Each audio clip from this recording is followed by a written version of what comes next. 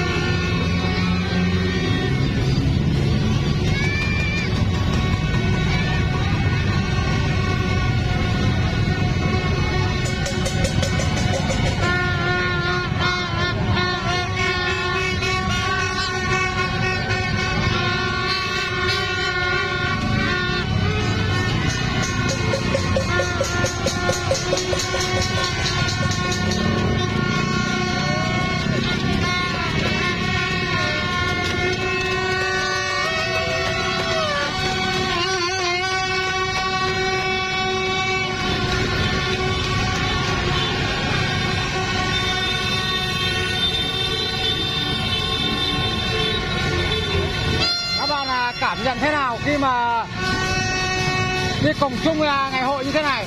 Không biết nói gì hơn đây. Rất là vui luôn.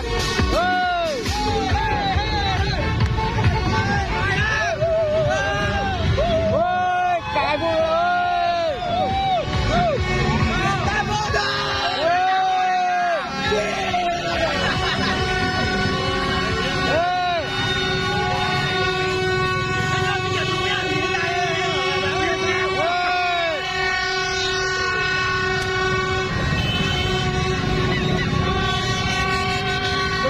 Đổ ra cũng rất là đông luôn.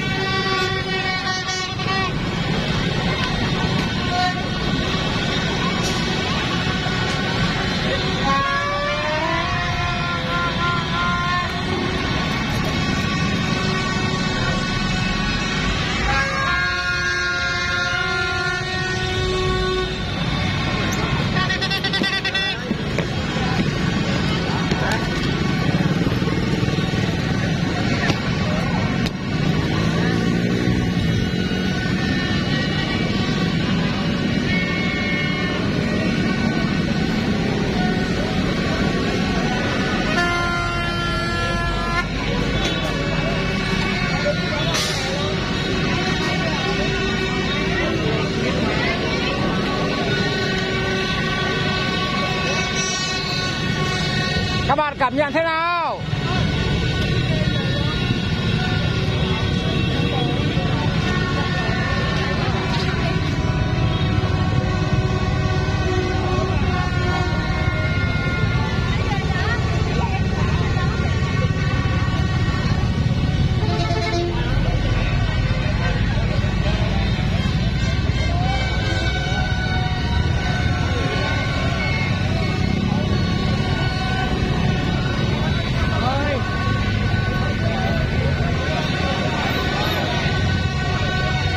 Đây các bạn nhìn thấy tình cảm của người dân chưa? Đã chia sẻ những chai nước cho cảnh sát cơ động. Các bạn cảm nhận thế nào? Đây là tình cảm của những người dân khi trong những ngày rồi. Đây là cái điều tuyệt vời nhất.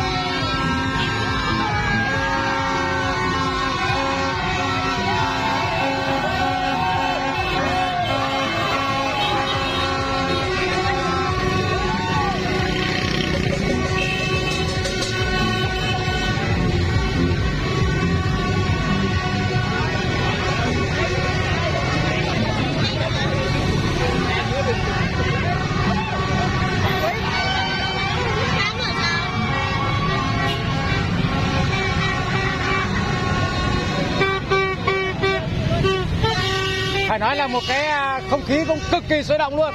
Các bạn cảm nhận thế nào?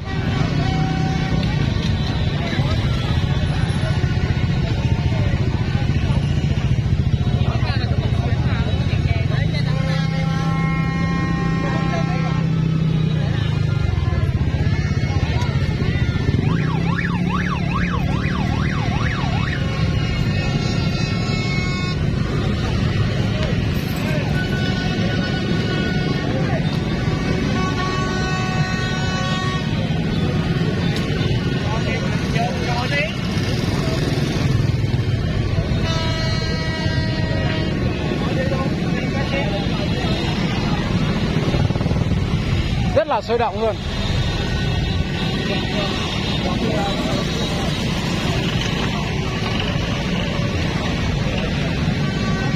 Thôi, Phương xin kết thúc xuống live tại đây nhá. Chúc cả những yêu mình có buổi xem live vui vẻ thư giãn, cùng vui với ngày chiến thắng của bóng đá Việt Nam mình. Người yêu xem live của Phương thấy hay cho Phương xin số 1, cho không hay cho Phương xin số 2, cho Phương xin một nút đăng ký kênh, nút chia sẻ. Phương xin chân thành cảm ơn. Chúc cả những yêu mình sức khỏe, ngủ ngon, thành công trong công việc. Bây giờ đã là 1 giờ ngày 20 rồi, đã bước sang giờ ngọ rồi. Thế nhưng mà không khí trên đường vẫn rất là sôi động.